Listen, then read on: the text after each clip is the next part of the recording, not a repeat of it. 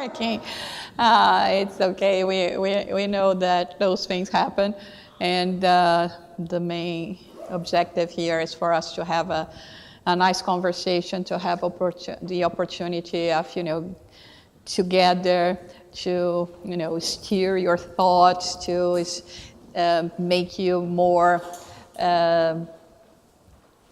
willing to actually learn and understand about Spiritism and the Spiritist ideas.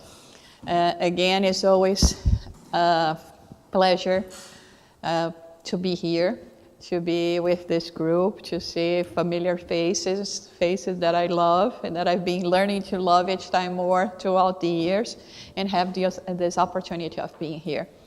So our topic today is about relationships. There are many things that can get in the way for us to develop good relationships.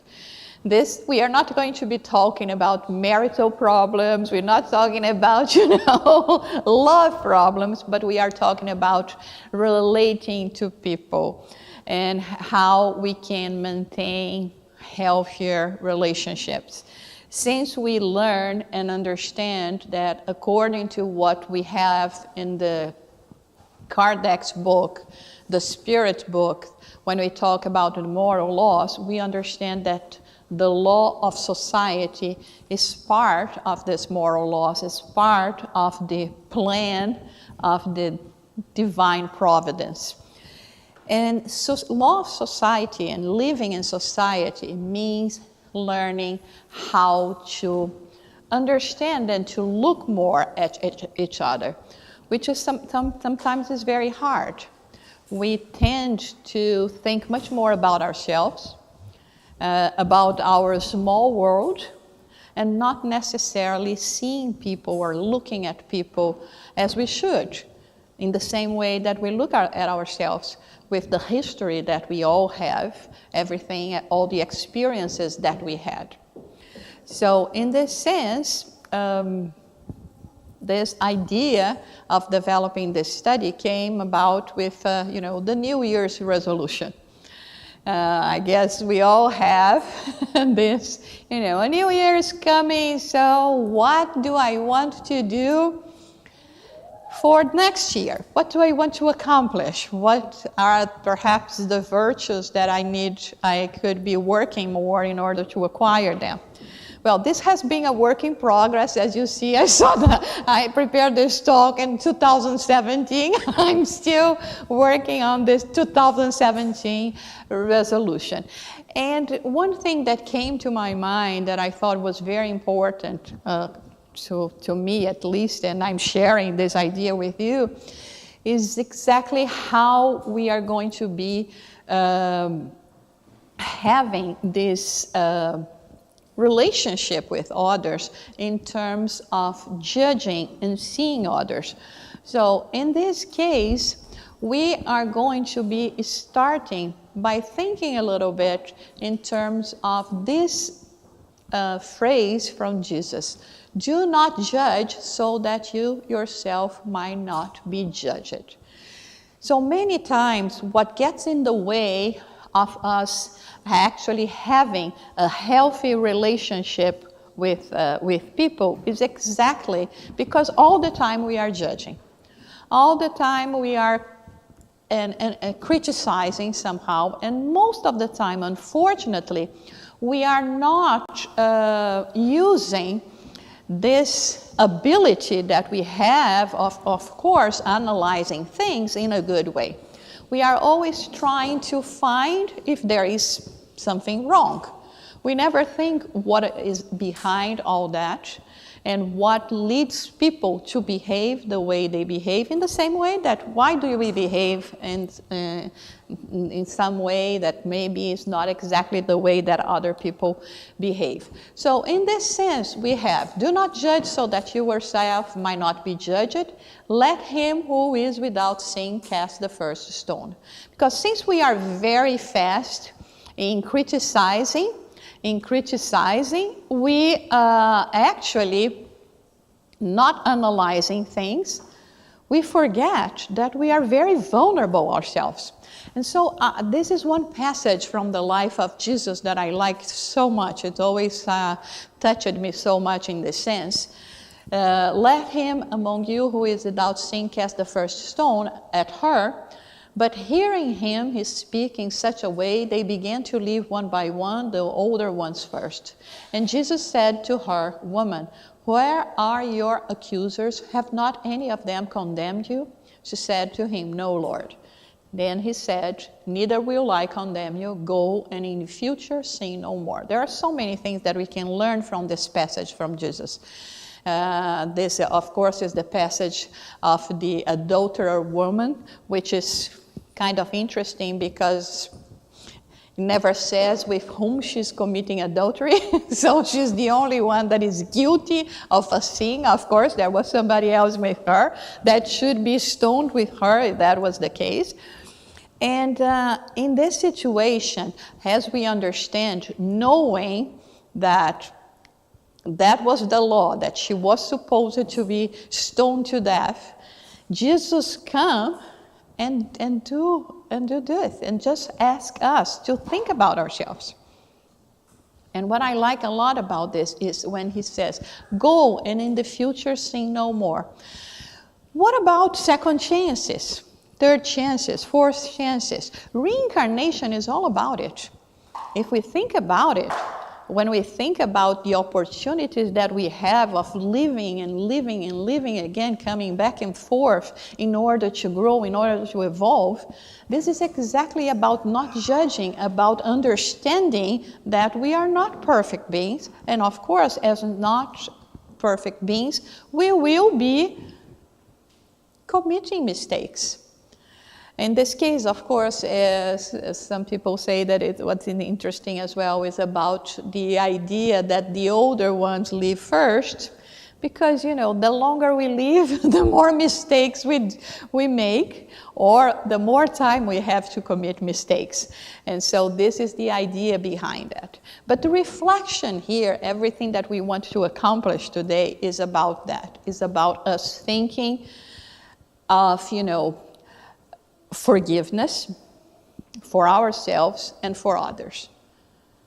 Because we are in a planet of trials and atonements, and we may be in a phase of transition. Yes, thank God we are, going through this transition in a very hard way, very difficult way, is purging all negativity that we have within ourselves, and it has been a difficult and long process. But it's still, we are among the creation, the beings in the creation that are very low in the hierarchy of spiritual evolvement. And in this sense, very much like a child, we cannot expect things from people that they cannot give to us. This is where everything gets in the way, because we want others to do what we ourselves are not capable of doing yet. And this, is a recipe for disappointments, frustrations, arguments, fights, everything.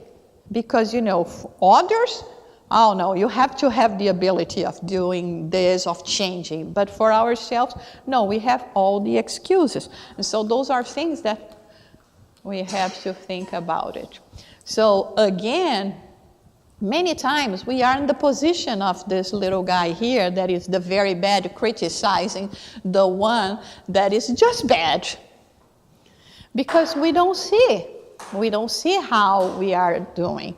And we only see what others are doing. And this is why we have to be very careful, because we cannot forget that in the same way that we as inferior beings are judging our friends, our family members, there are spirits that are looking at us as well. Sometimes, I try to imagine, I can only try to imagine, not more than that, how hard it must have been for Jesus to live among us 2,000 years ago. If today it would be so hard already. Imagine 2,000 years ago, we're barbarian beings.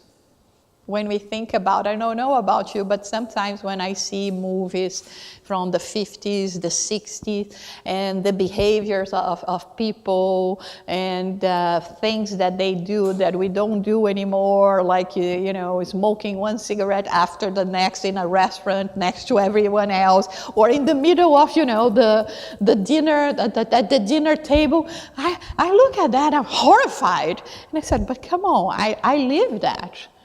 I'm at, this time that people used to smoke at the dinner table. And so sometimes I think about Jesus looking at us and thinking that how much more can I give to these people, and how much longer it will take for them to finally reach and learn things. So we are in this process. And especially, we have to remember this. The people who live in glass houses shouldn't throw stones. And this is exactly our situation. So every time we try to, to say a comment to others. And sometimes we try to disguise that by saying, I'm only saying that because I'm your true friend. But deep inside, do we need to do that? Isn't that something that perhaps in us has a certain pleasure in pointing out our fingers and say something that is going to make the other person sad? And so many times this is the way we develop our relationships. Even when we are educating our children. Psychology today tries to explain to parents that they should only use positive comments. Instead of saying, you never learn, we use a positive comment. Oh, you're in the process of learning, something like that, which is hard.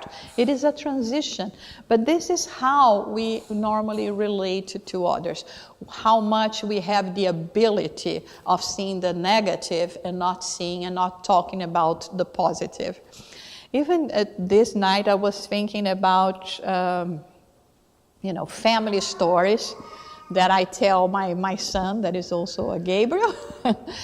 And I was thinking, you know what? I somehow started missing my mom. She has passed 23 years ago, and she was, and still is, my best friend. And my father was the opposite, was a very hard man to live with. But then I was thinking, you know what? My son, that is 23, knows very little about my father, my mother, and knows a lot about my father. Because mostly I tell him every time I have, to say something, to go, don't do that, don't do this. I come with a story of, the hardships I had with my father. But I never tell him about the good things I lived with my mother. So this is my homework. As soon as I go back home, I'll have an afternoon with him and say, sit here because I have to tell you about my mother. And then I was thinking, oh my gosh, I'm saying that, I'm talking about it, and then we just we pass on the stories that were hard, the experiences that were hard. Look how bad I had as well. Look how difficult it was this. But I don't say how much love and how much understanding and what a great friend I had with my mom, and he doesn't know about it. She died when he was 4 months old. So this is one thing that we tend to do in our lives. We are not valuing people. There was a time in my life, and Divaldo mentions this author a lot, that is called Leo Buscaglia. I don't know if you heard about him as well. He used to be, I don't know if he still teaches, I don't think so, a professor at UCLA. And it seems that at a certain point he was allowed to start a new subject that was love. And he was teaching his students about love, about relationships.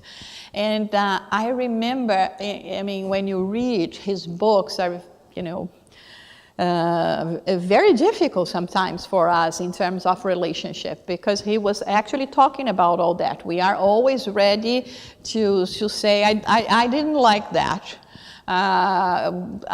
You had a bad behavior, or, you know, whatever it is that we want to criticize in a bad way, but we never say words that of motivation, of encouragement to others.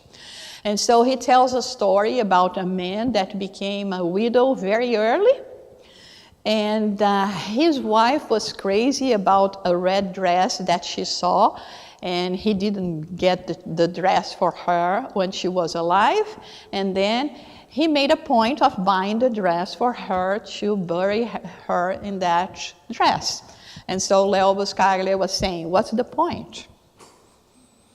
And one phrase that he said that is very shocking: we should live life as if we were going to be thinking that death is just an arm away from you. And how much we take for granted, you know, relationships, and telling others how much we appreciate them, the little things that they do, and how much we lack the opportunity of saying, I love you, I really have this, you know, special feeling towards you. But when it's the other way around, we are always very fast in saying, in emitting our opinion. So this is what it is, you know. We are always pointing our finger and always emitting our opinion. And the thing is, what if this week I had an event that the photographer, he had blue hair and beard. But a very bright blue. It was like, you know, we don't see that every day. But at first you find it is strange, but then I said, well, he likes it. Of course he likes it, because he's using it. So who am I to say that you cannot have a blue hair and beard? I mean, it's if you like it. And maybe I will not do that with my hair, but who am I to say that you cannot do this or that?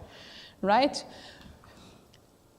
So I think this image tells a lot as well.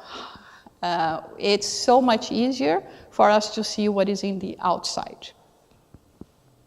And again, when we are just looking at the imperfections of others, and come on, it's so hard, right, when we have someone that all the time is just saying negative things about yourself.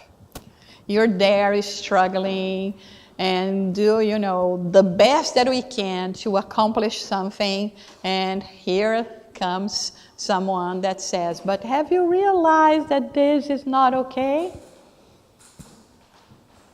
When you had done 90% is everything good and perfect, and but 10% is not, and then you just judge it and analyze it by this 10%.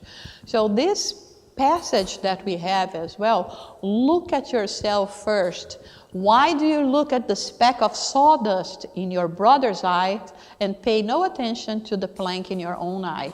How can you say to your brother, let me take the speck out of your eye, when all the time there is a plank in your own eye? You're a hypocrite. First take the plank out of your eye, and then you will see clearly to remove the speck from all your brother's eyes. There is a message from Emmanuel that is called, let us seek the best, which is our purpose here. So since we realize and we understand that we are not perfect, and that we are all in this path of progression, committing mistakes and, you know, making amends, trying our best to succeed, what we need is exactly that. People that will be looking at the best in order to nourish that. Because who among us do not like when someone comes to you and say, wow, I like it so much, this thing that you did, or, the way, even when you choose your clothes, your outfits, and words of encouragement. So let's see what Emmanuel says here.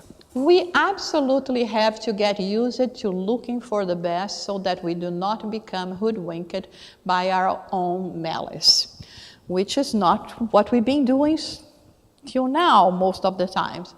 But this is what he's telling us. Very often, due to our habit of searching for bagatelles, we miss opportunities for great achievements. There was one test that people did once, that they had, this whiteboard, and in the middle of the whiteboard they draw a dot, a black dot, and they would ask people, "What do you see?" And everybody will be answering, "I see the black dot." And then the conclusion was, this black dot represents 1% of the whole board, but this is where we pay our attention. It happens the same with our day-to-day lives. How many times we take for granted the blessings we have every day?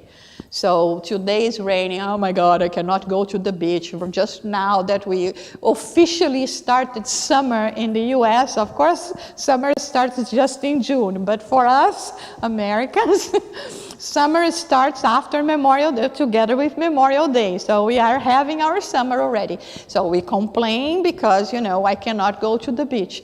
But listen, you can go to the beach when the time is good. You have your legs, you have your ability to go. You live close by. We don't see all of that. When we have, for instance, a professional problem, our life revolves around that. About the problems that we are having with our colleagues at work, or because I lost my job, and we forget everything else that we have, that we are in good health, that family is okay, that you have loving friends, that you have Spiritism to help you go through that, and we just focus on the negative.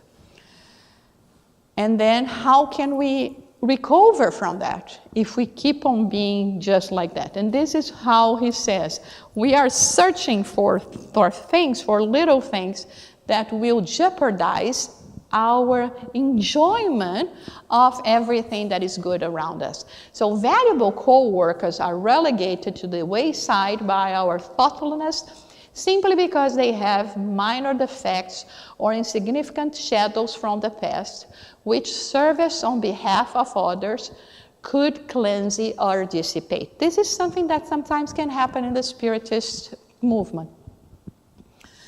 People that are newcomers that come to, the administrators of a Spiritist house and say, I would like to contribute with work in this house.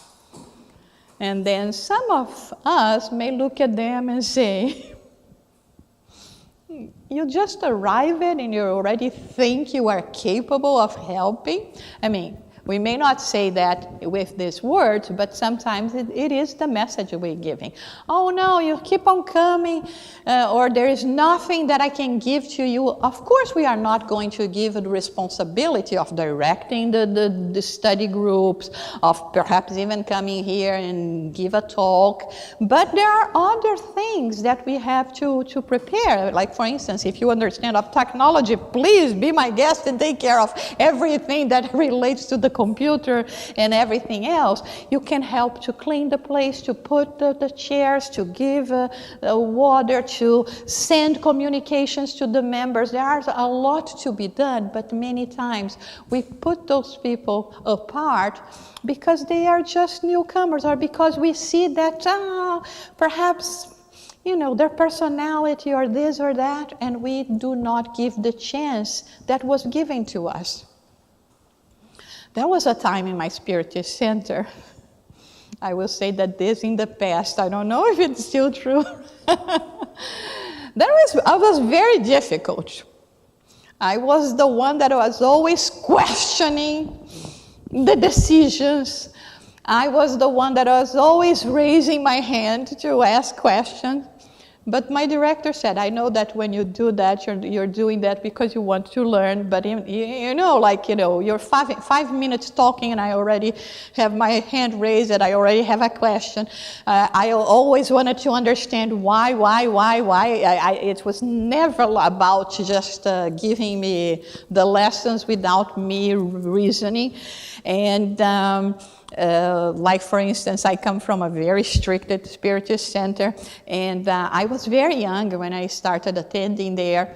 And one of the things I was giving already classes to children and youth, but I was myself young, and but I couldn't wear tennis shoes.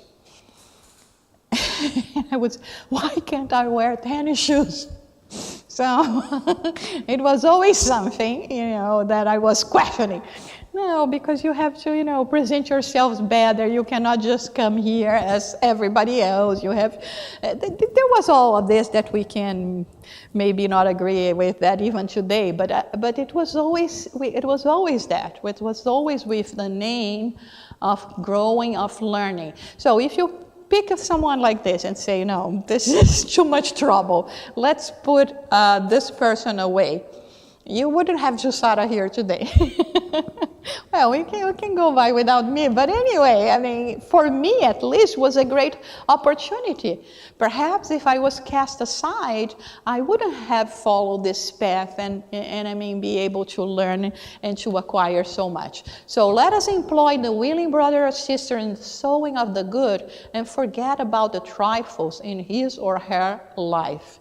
There was a time that is in Spiritist centers, if you got divorced, you wouldn't be able to give talks anymore.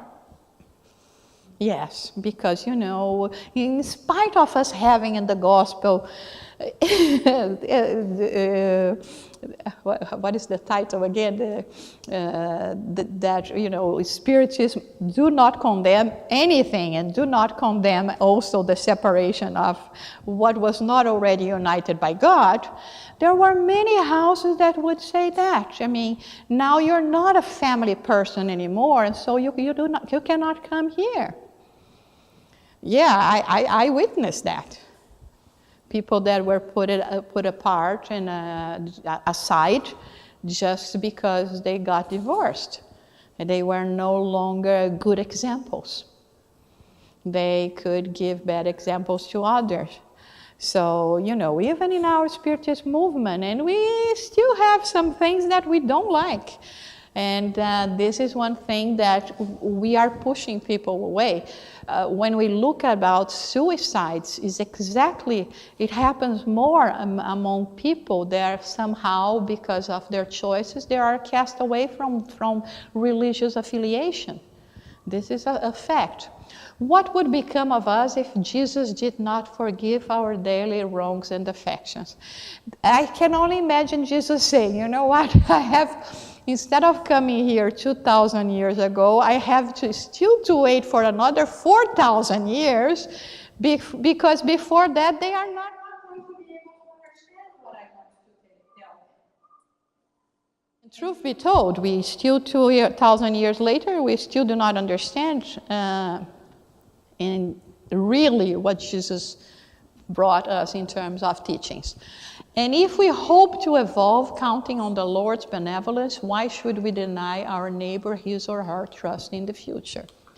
Let us dedicate ourselves to the task the Lord has reserved for us in the spreading of the light and the good.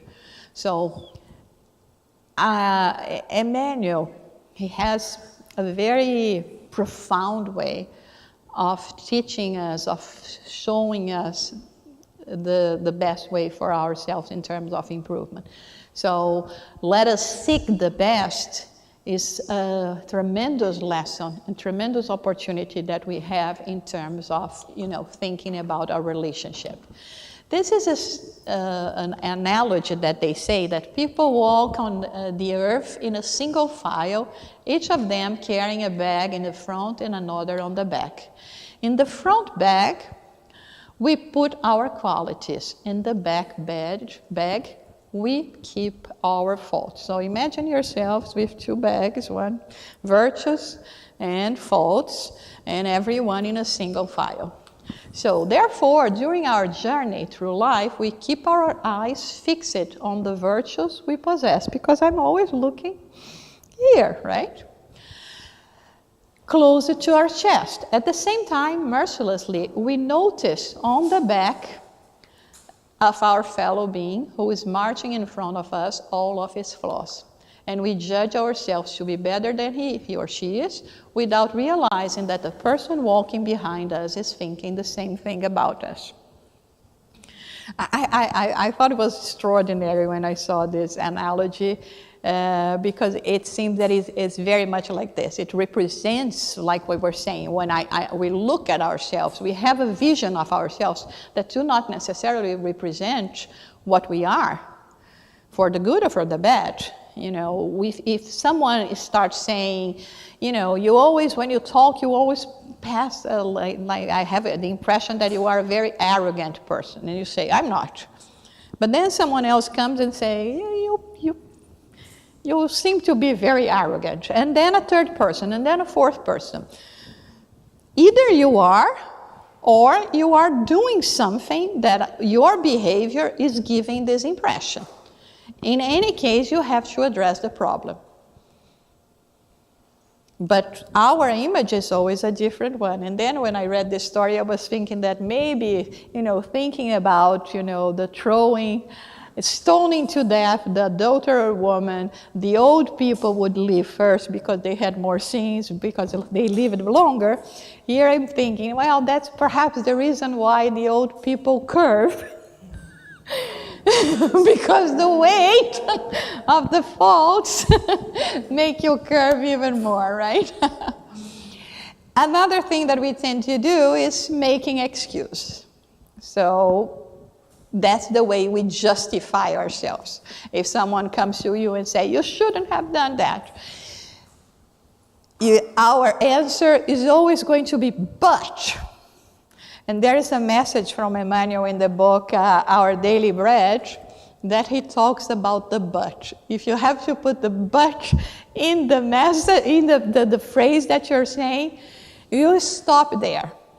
We all know the one question that perhaps most of us Spiritists know by heart is question 919, where Kardec asks about, you know, what do we have to do in order to become good people, and the answer is, know thyself. A wise man already told you, know thyself. And then there is the 919a, where St. Augustine tells us every day, instead of checking your Facebook, Instagram, and etc., we are more modernizing the text. Think about yourself. Look your own Facebook. Right? Look your own face in the mirror. Think about everything that you have done and analyze your actions. And then Kardec makes a comment that most of the time we do not pay that much attention. Perhaps, of course, knowing the human nature, he would say, what you should do is the following. You have to ask yourself about your actions. Is this action that I did today good or bad? And then he says, but the reply can only be yes or no. It cannot be, well, you know, I tried.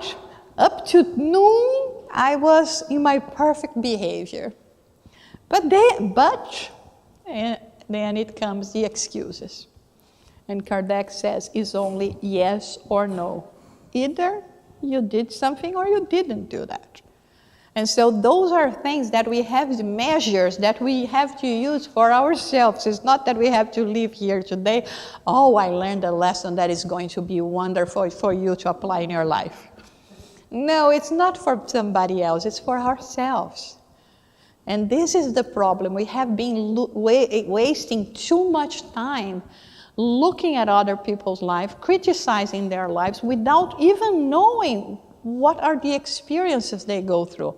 At the Spiritist Center, because of the work that we do, that we call fraternal assistance, the people that are committed to this work, of course, we are exposed to have, the conversation with people that will come and confide with us and, share their problems, trying to find some solace in everything that a Spiritist Center can provide.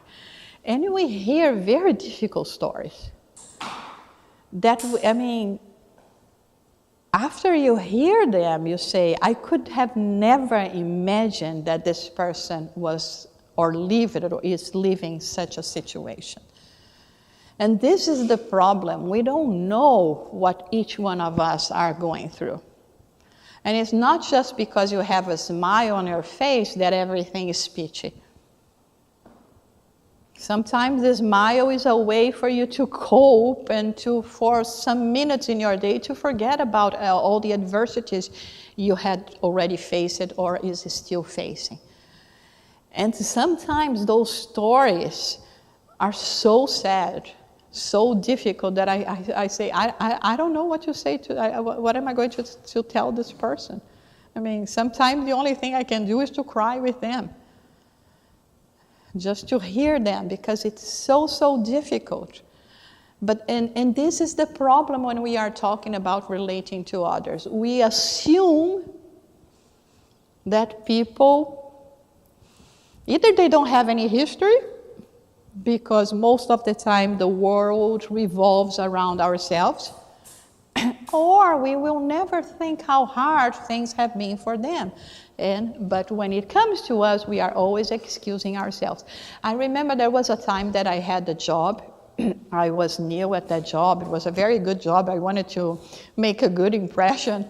And there was this woman that she was very, very difficult. That person that every day you come and you try to say, good morning, say, nice things. And she was always bitter, harsh, and very, very hard, very, very hard. And it came to a point that it started bothering me a lot, because I didn't know what to do, and I was trying at any cost to find an explanation for her behavior. And after a while, I couldn't find anything. Of course, it's always very hard for us to see our actions, but I couldn't find anything. And so, I said, well, it is what it is. What can I do? I'll have to keep on working with this person, and things are going to be this way. And then, for some reason, I started paying attention at her in relation to others. And it was the same. She was rude and harsh and bitter with everyone. It was not only with me, but again, like the world revolved around myself, I was just looking at me and trying to find an explanation why she was that bad with me. And when I realized that it was no longer my problem, but her problem, I started feeling sorry for her. Because then I started thinking, what is going on with this woman, or what happened in her life that had led her to be such a bitter person? She doesn't even smile, she's always rude with everyone, and it's like, a hurt lion, like we say, ready to attack. And so, I think that if we start looking at people more with this perspective, it would help us tremendously. And sometimes when I say people, it's not just the people that is outside, it's the people that are closest to us. Because those are the people that we have less patience, because we think, oh, they know how I am and I can't treat them the way I want. And if we don't start at home, how can we do that, and how can we transmit that outside? So the thing is, we have to look in the mirror. And again, when you get older, your eyesight starts failing. But you're not there to look for wrinkles. You're there to look symbolically to yourself, which is something that is so difficult for us to do. We've been so busy, so distracted with everything, with life. And yeah, we have time to talk about other people, but we don't have time to look at ourselves. And time is running fast. Remember Leo Buscaglia? Now you're going to be thinking about that. Death is here. That's how he puts it. Pride is another issue, because, of course, no, I'm not like that. Like, the drawings that we saw before, the one with the red nose and the other one all clown and criticizing us. So another thing is, many times we think that by pointing the faults of others, it's going to eliminate ours. No one is going to be elevated by diminishing others. And sometimes I think we think like that. If I say, I don't like the cake that you bake, mine is better, mine is going to be even better because I'm saying that hers is not as good as mine. And it's not the way we should be doing things. And one thing that we are telling here, before you judge my life, my past, my character, walk in my shoes, walk the path I have traveled, leave my sorrow, my fear, my pain, and my laughter.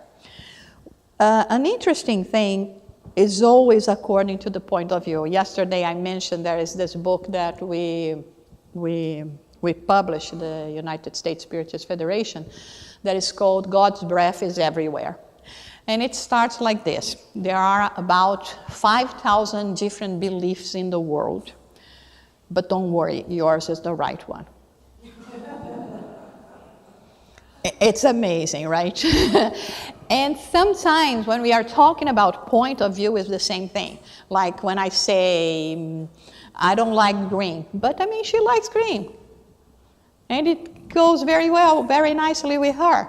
So it's not her problem, it's my problem. But no, now I want her not to wear green anymore because I don't like green somehow. And why do I not like it? Why my opinion has to be the one that is the right one, and I have to criticize others' opinions.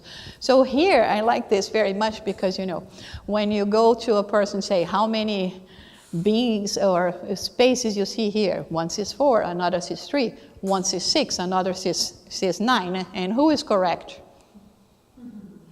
All of them, right? But the thing is, if I am in this position here and I'm seeing 9, and you guys are seeing 6, and you start arguing, and I say it's 9, you say it's 6, and I say it's 9, and she says it's 6. And I'm 100% sure that I'm right, and she's 100% sure that she's right. We don't take the time to say,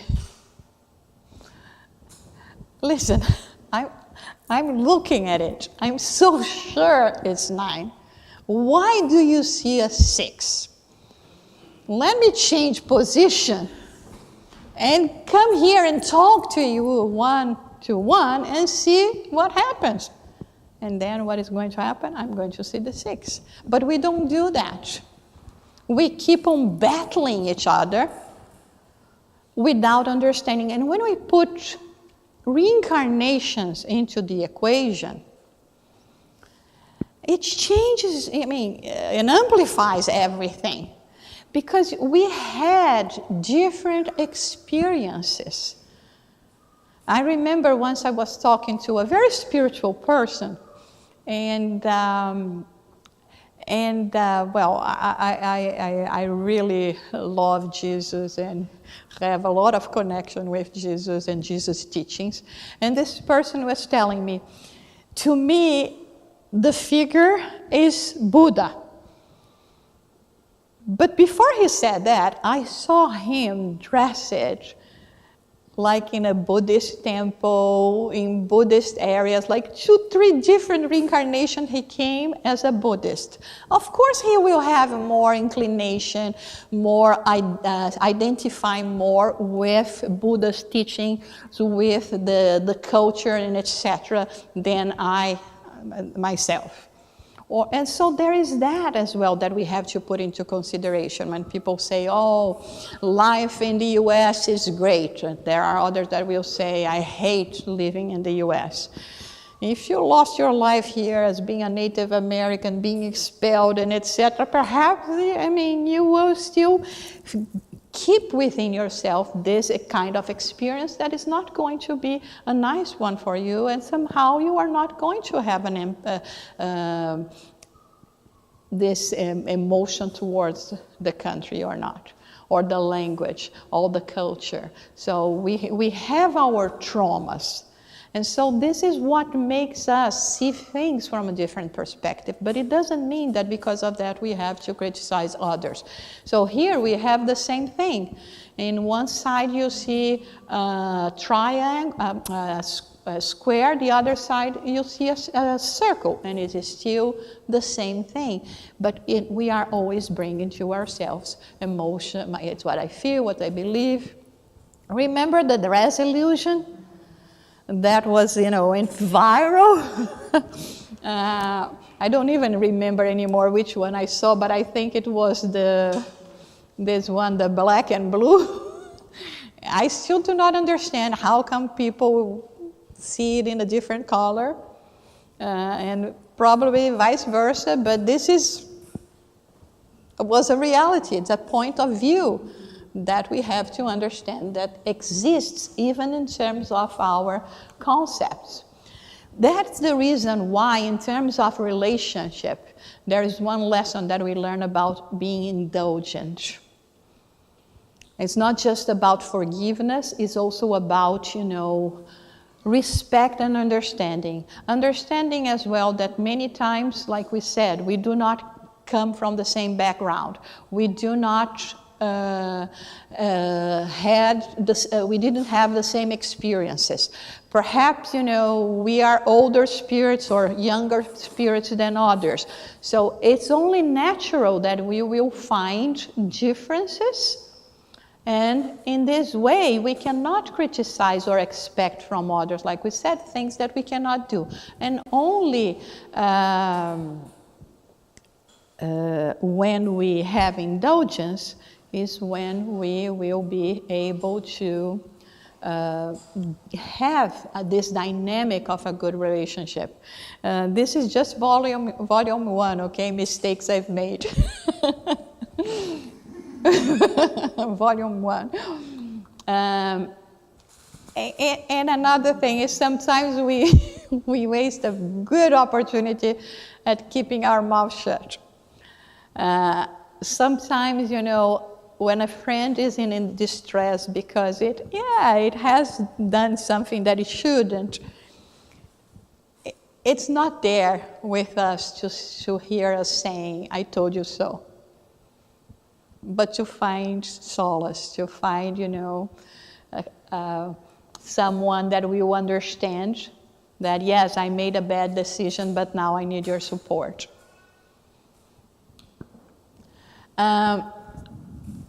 There was a time that I was trying to understand, and one thing that helped me a lot in this process of looking at people from a different perspective, and I always liked numbers, so I came with what I call the math of progress, which is more or less the following. Let's say that when you were born, from the beginning, we go from a scale, let's say 0 to 10, in terms of spiritual evolvement, okay? So we will find people that it starts at 1, it starts at 2, it starts at 4. As a spiritist, many times we will think more of ourselves than we truly are. But let's say here that, this case, I started as a 2, and I moved up to 4 during my incarnation. This person here started as a 3 and finished as a 4. And this person here started as a 5 and finished as a 7, a 6. Who has advanced more?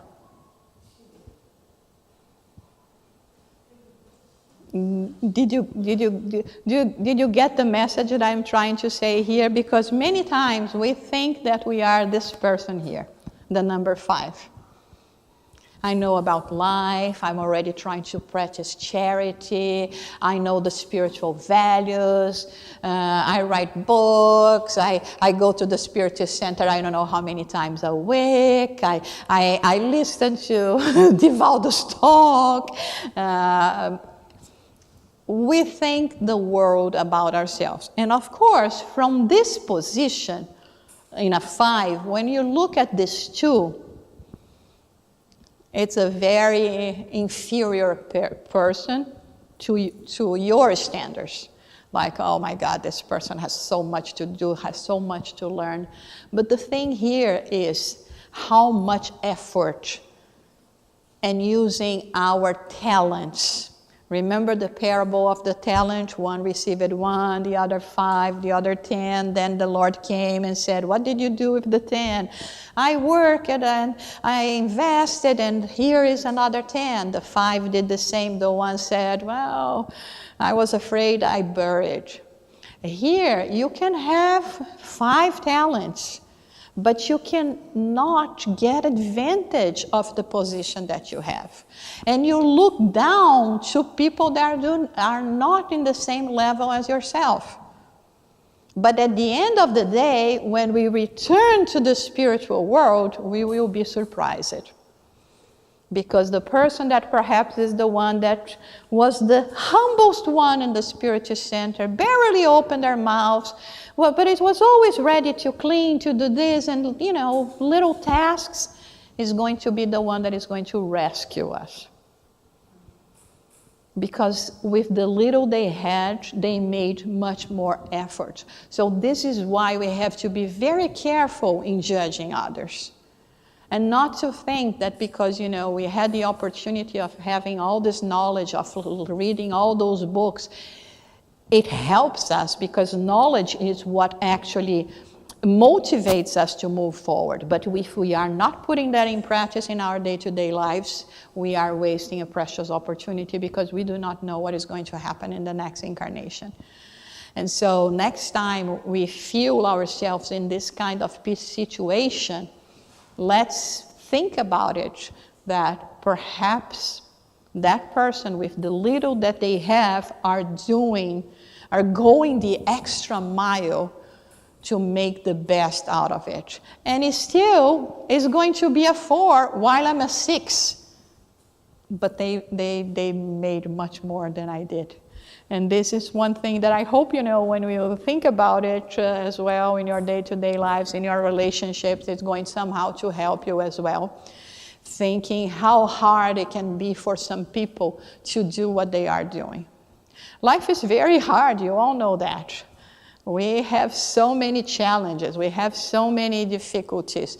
And even when you are trying to do, to track just in the right path, if things happen, and you do not have control over that, and you have to understand and you have to accept. Today I was reading something that Daniel has a saying, affirmation that they have in their house, and I even took a picture of it. That is, let me read it to you because I don't want to miss what was written.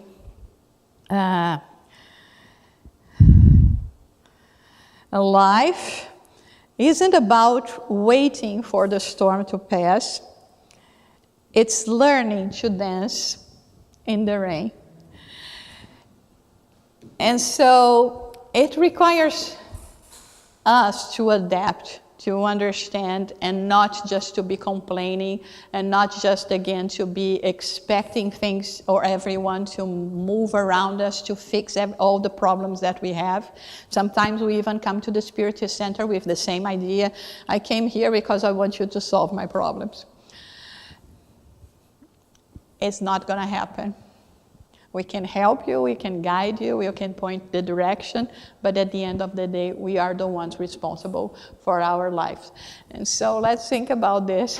While you were busy judging others, you left your closet door open, and a lot of skeletons fell out.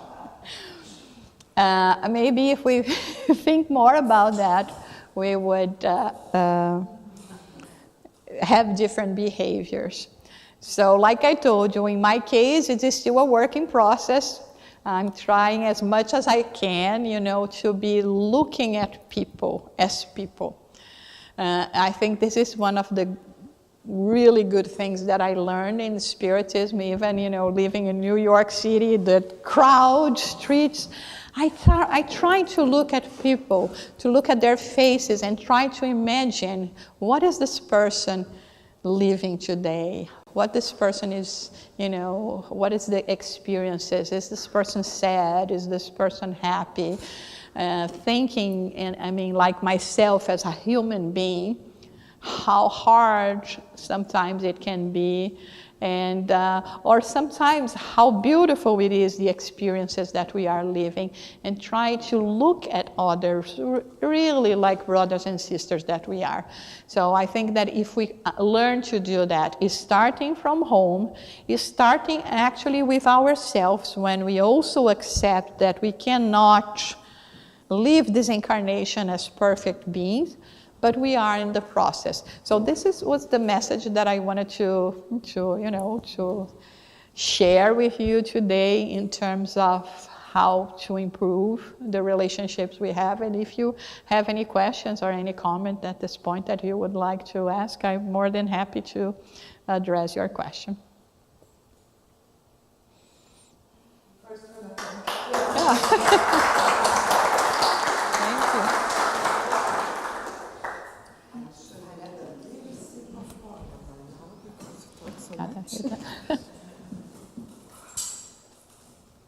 Wow. First, Jussara, from my heart, thank you so very much, sweetheart. Thank you so much. Thank you for being here. I'm sharing these questions, and this is this opportunity. I mean, if you have even other questions, not just related to this talk. She's the president of our federation here in America. Maybe we can even clear some doubts you may have. But before you ask a question, we always learn. Every single minute in life, we are learning. And I want to thank you because I learned so much with your lecture today. Mika, please accept my apologies. Today, she came to me and said, Abigail, can I help you? She's a newcomer. It is her second visit to our center. We've been talking on the phone before. And that was a very good wake-up call for me. I really appreciate it. It is not in life, like I say, every minute we learn. When you arrive and you saw you had a little difficulty here, you asked me, Abigail, can I help? Because that's not an excuse. Two people helping, I figured out, no. I never had the kindness to ask her, do you know anything about technology? Could you help me? Perhaps I could have found something else. I could have asked her, could you please welcome people for me? So it was a good lesson. And I'm going to have plenty to give you. now you're in trouble. Yeah. But no, please accept my apologies. was not in my heart. It was a very good wake-up call. I appreciate it. And for me, it's good. I can correct that, and I can change and become better tomorrow. Yeah, I actually didn't even conclude my line of thinking when I was talking about my experience in the Spiritist Center, because I was always questioning and never with the intention of causing trouble, just because I was too inquisitive. There could have been a time that my director of the center could say, you know what, Jussara, look for a different Spiritist center. She never did. And if perhaps she had done that, like I said, I wouldn't be here today. I wouldn't be what I am today. And I learned so much in that place, including discipline. And so, there were times that it was hard for me to keep the schedule. And I remember one day that I had to take I was in paradise, and really paradise. I was in Bahia, at the beach, in a very nice hotel that was, because of my work at the time that I had to travel a lot. But it was a Saturday, and every Saturday from 3 to 9, I used to teach in the youth, the children's class at the Spiritist Center. So I had to take the plane, leave Bahia on a Saturday morning, go there, the plane and taxis and all of that, carrying my luggage, arriving there, and then I got there all you cannot even imagine everything and all the sacrifice that I made to be here today. Thinking that I was going to hear, oh my God, how wonderful, I'm so proud of you. She looked at me and said, you didn't do anything more than your obligation. It was hard, but so true, right? You committed to this work. This is the work you chose to do. You're not obliged to do that. You're a volunteer here. She didn't say any of that, but it was I was there oh, happy, look how wonderful I am. And she said, well, you didn't do anything else beyond your obligation, your commitment. And so, there were very difficult times, and that she had to cope with me as well, and I'm very thankful and grateful. And so, there are people sometimes that go to our Spiritist Center that I have to tell the truth. Sometimes I almost kneel down and pray, maybe they will find a different one. Because they are so difficult. But then I remember my case, I remember myself, I remember the patience, and I remember all the seeds that we can sow. And so I think it's very important for us to think about our own experiences when we are rushing people to go and do things. To speak in public was never my problem. But there are people that perhaps do not have this same ability, and we cannot force them. And sometimes we want to force people to do what they are not inclined to do. So it's very important for us to think about it. Yes?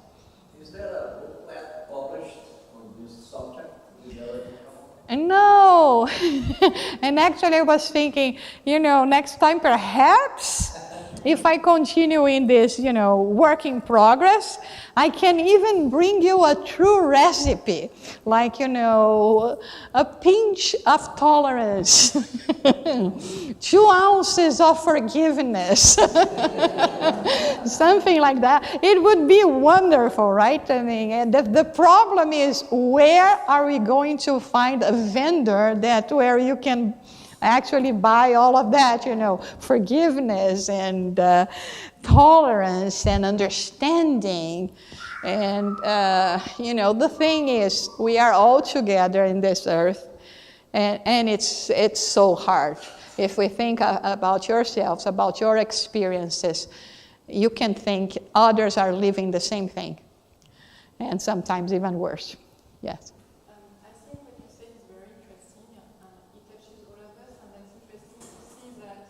When we are spiritists for many years, we are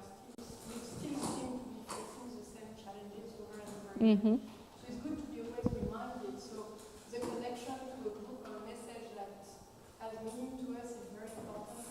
I'm saying this because yesterday we had a little bit of a setback, and we were wondering how to go through this, and we just opened Happy Life from Uh-huh. and the message was very interesting.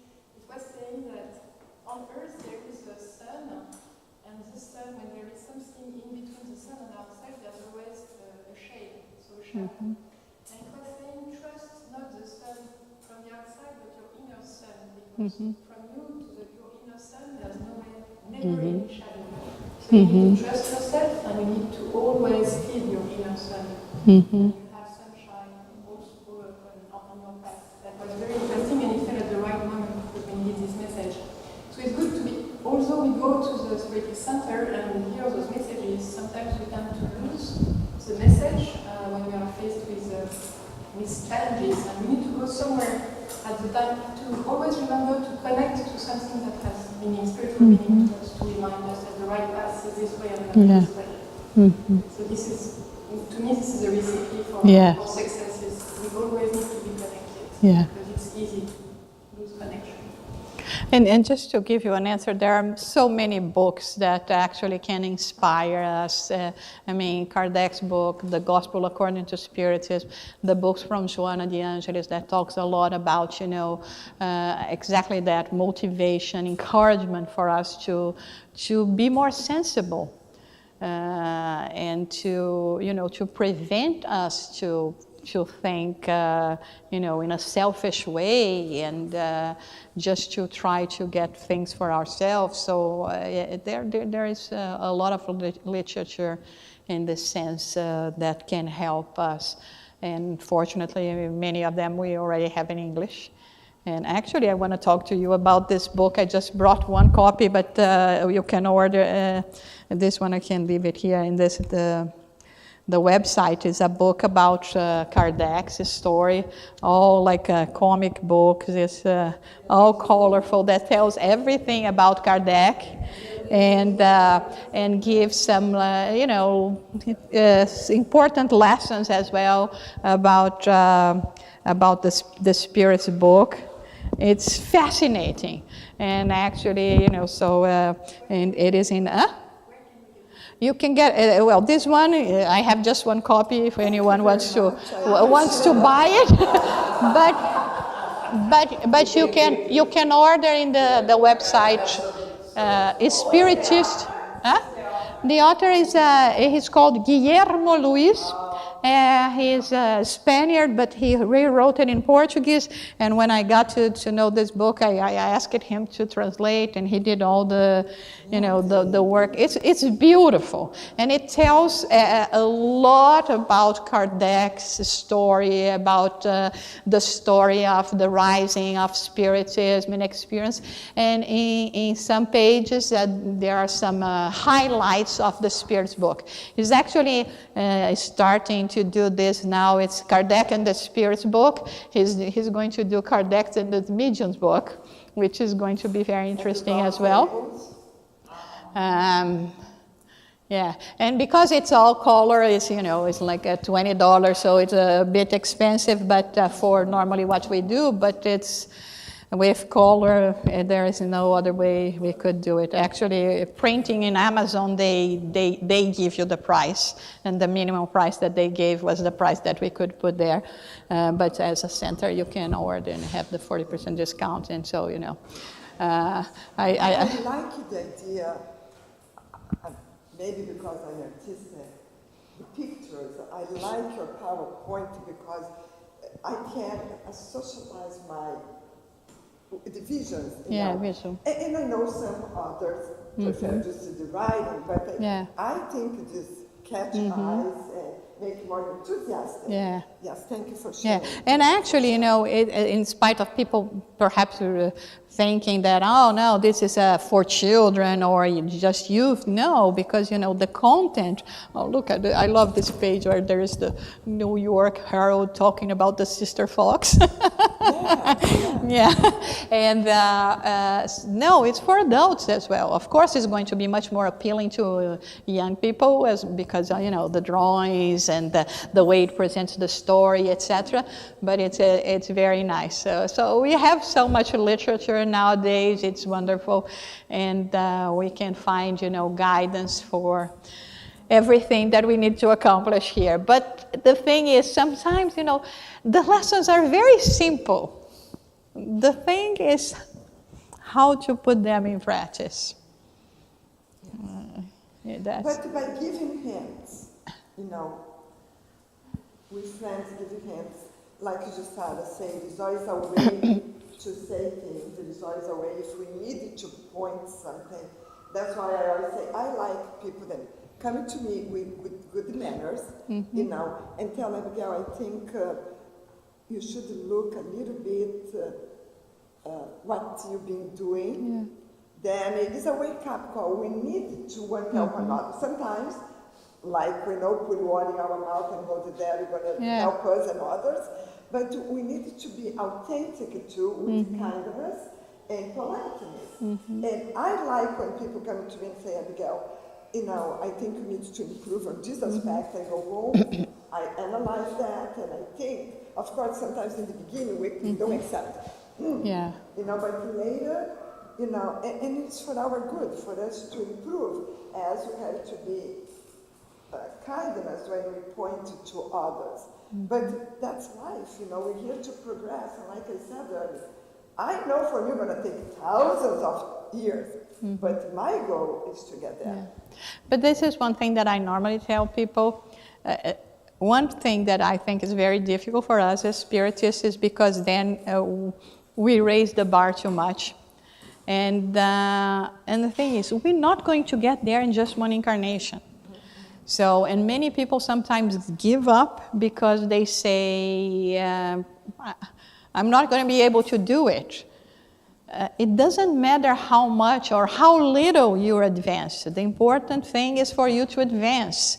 And so, when you think, I'm never going to, in this incarnation, I'm not going to be able to do that. Okay, maybe you are not able to do that, but there will be other things that represent as well evolvement, steps towards your evolvement. And then you do that and other people cannot.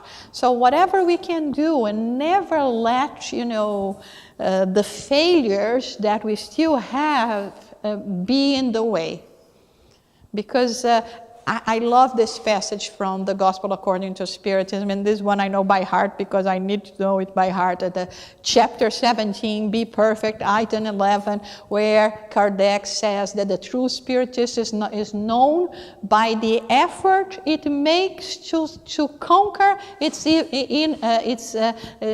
evil or negative inclinations. So it tells us, it talks about effort. It doesn't say the true one, the good one, is the one that is already there. No, it's just making the effort. So as long as we are making the effort, we are in the right track. And this is what we have to continue doing. It's baby steps. But because we cannot do more, we should never give up. This is not a way for us. Because sooner or later we will all have to advance. So we just be delaying and wasting all the work that we did in this incarnation. So if you look in the mirror and you still see a lot of things that you do not like, keep on saying, well, next time I look at here, I will be different. I read once a phrase that said the following, you don't have to be better than anyone, just better than you were yesterday. And that's it. We are not competing among ourselves. It's not a competition. It's not, at all about it. It's about you yourself and knowing yourself and understanding that, today at least we can talk about it. In the previous incarnation, God forbid you would be in a talk like this one, thinking about others, not judging, not even judging yourself or trying to be good. So we are progressing and things are going to get better. Any question, anything perhaps you'd like to share? Sorry, just Yeah. We can do this later. We have time. Okay. I was going to ask you, can you go back to that slide of the gentleman hanging from the precipice with the bride bag? I couldn't read everything. Your pride. Yeah. Sometimes it's hard to open your hand, but you need to. In order for him to grab that hand, you have to let go of your pride. And so how much we lose even sometimes our lives because of pride. Yes. I mean, sometimes I think in loving relationships, when you have a partner, sometimes, no, I'm never going to say I'm sorry, and you prefer to be suffering, crying, losing the partner, than to go there and say, you know what, I was wrong.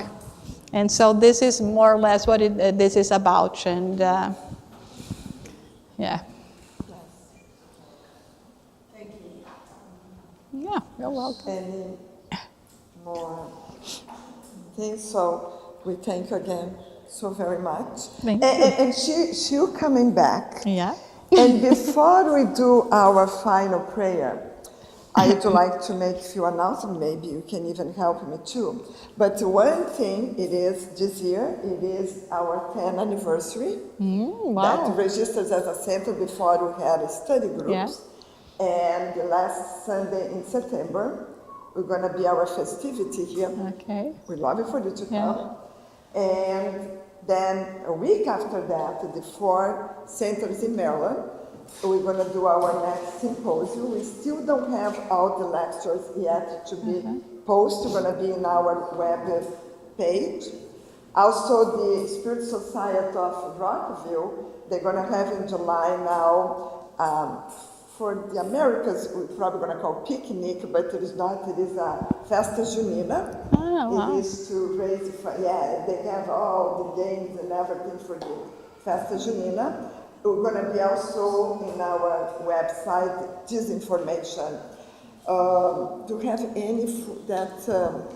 Well, this year also we have the Worldwide Congress that is going to be in Mexico. With, every 3 years we have this gathering of all the countries that we have Spiritist representation that gathers together in one country, and this year is going to be in the city of Mexico. We have all the information in the United States Spiritist Federation website as well.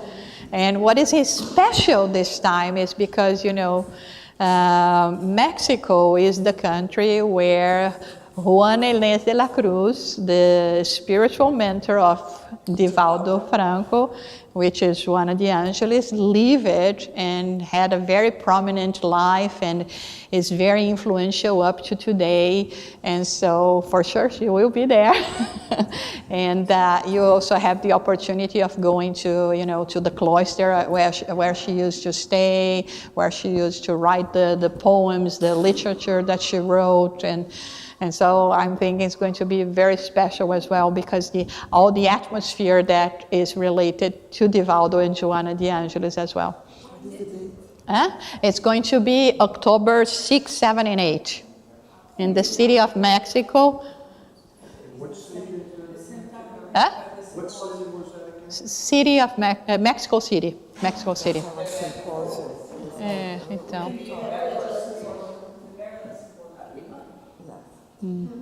But I want to ask Leah then, please, to do our closing prayer. And one more thing, I want to let you